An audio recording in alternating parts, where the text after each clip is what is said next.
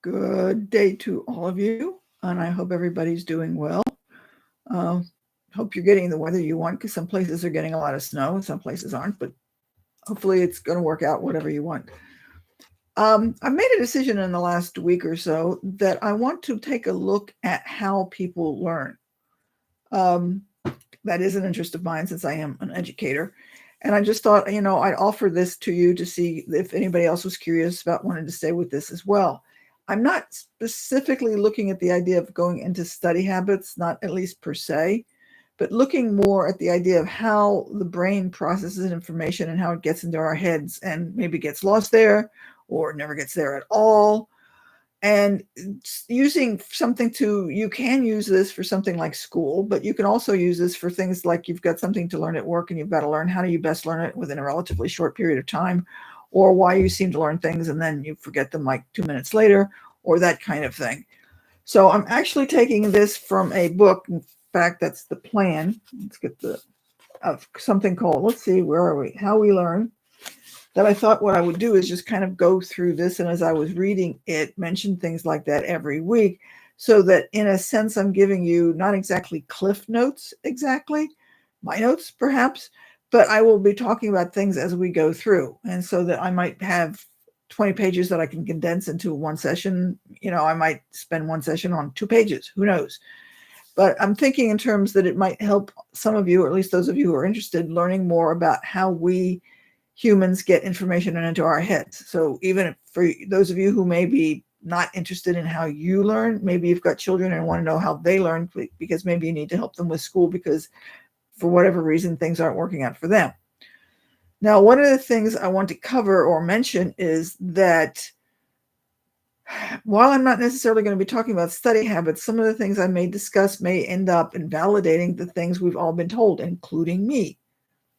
I'm not going to discuss it today, but one of the things that we've been probably all told, and I know I've been told ever since I was, knee-high to a grasshopper kind of thing, is that to study best and to learn best, we needed to go to a quiet place with freedom of distractions.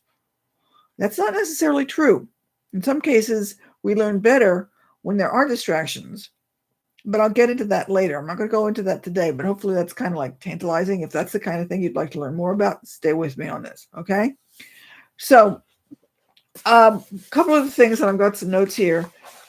Again, as I said, I might get some technical and some not so technical, but a couple of words I want to talk about today are somewhat technical in the sense that I may use them again to distinguish between two kinds of memories. One is episodic memories. Now, some of you have had psychology classes. You may dimly remember that. But episodic memories are essentially autobiographical.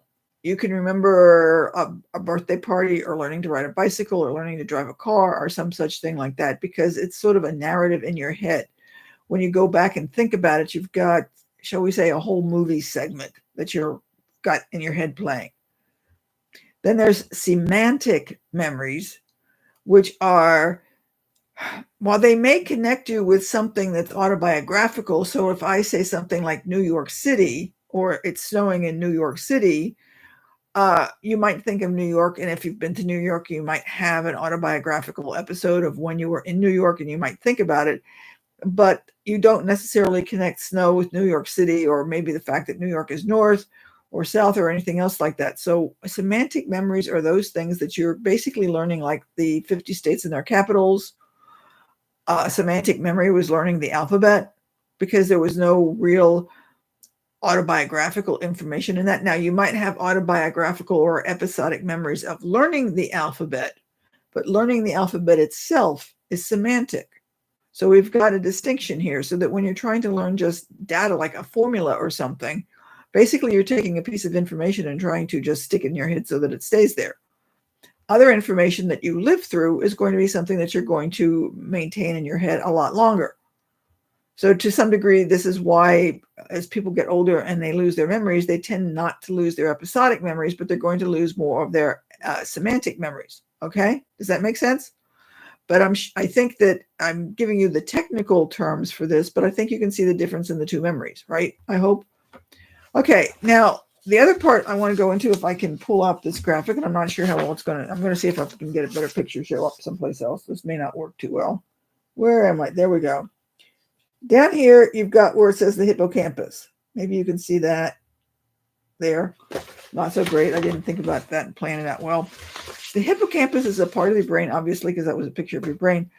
That is where memories get formed, not stored, formed. Because they've had a couple of people who have had surgery on the hippocampus, and once they've had some damage to the hippocampus, it might be surgery, it might be another accident or an accident or something, they can't form new memories. There was a person famous decades ago who had major seizures and had surgery on the hippocampus to try and at least keep him from killing himself because of the seizures. And after the surgery, he couldn't form many new memories. He would see people and turn around and totally forget that he'd even seen them. So I could look at you, get introduced to you, literally turn around 360 degrees, look at you again. And as far as I was concerned, you'd be a brand new person that I'd never seen before in my life. So for HM, nothing could form a memory at that point after the hippocampus was destroyed. Now, what they discovered, however, is that memories are stored elsewhere in the brain, because up to that point in time, they thought that memories got formed and got stored in one place. That's not true.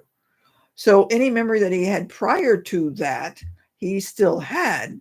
He might still remember it. He might not associate it with anything, but he would periodically still remember things about what he did years ago, even a couple of weeks before the surgery. So that we've got those things in the brain that impact how we learn and how we remember. Okay?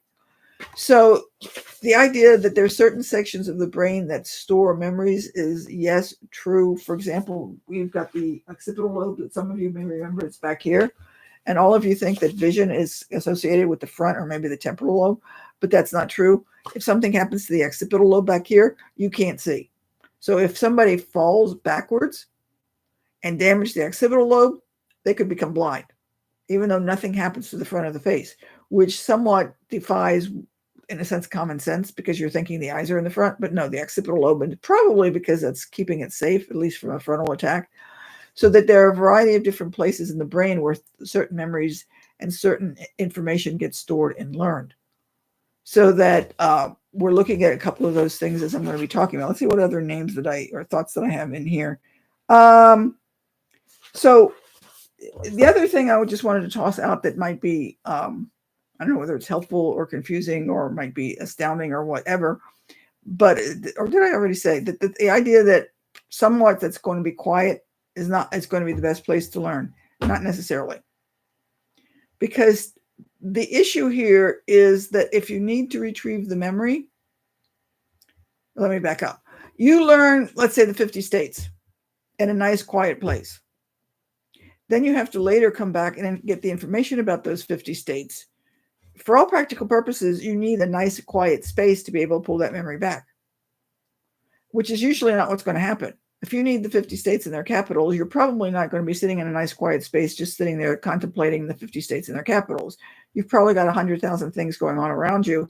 And part of the reason you can't pull that memory back is because the circumstance in which you learned the information is not the circumstance in which you're trying to recall it. Does this make sense? So that for some of you who've learned it and you've gone over it 40,000 times, and maybe you've had somebody go with flashcards and tested you when you're nice and quiet, maybe just with one other person and testing that way, and you know them inside, outside, backwards, and downwards, and every way but loose, then you go into another situation and somebody asks you something that, like 2 hours ago you knew, it's not going to come to you because the circumstance is different. So if you have something that you need to learn and you need to maintain it in different circumstances, you need to learn this information in different circumstances. So if you're learning something at work, for example, and what you're learning is in a nice, quiet circumstance, but you're going to be working in an active situation in which people are going to be talking to you, the phone may be ringing, activities going on around you, that also has to be incorporated into your learning activity, because otherwise, if you don't, you're not going to remember it when you need it. Does that make sense? So that some of the information, for example, this little bit about, learning in a quiet spot may have to be incorporated into what you're thinking about, because you may say, well, that explains why I've learned things, but I can't say, like, take a test, or I don't know it at school or something, because the circumstance changes. I've told people for years, the best idea is not to study at the beach, because as you study, you've got seagulls floating around or the waves are coming in or some such thing like that. But when you go take the test, no seagulls, no waves, no sand on your toes. And so you don't have any of those cues to pull back the memory of what it is that you tried to learn when you were at the beach. Does that make sense? So hopefully what I'm going to go about doing in the next few weeks is interesting to you. If it is, let me know. If there's something that you'd really like to know about this, let me know that too. And we'll just see you around and see how this goes. Hopefully I started to say get a kick out of it. Hopefully you'll learn something from this and that will be useful and it will be beneficial to you. But do let me know what you think about it, okay? I appreciate your letting me know, and we will chat with you later. Bye.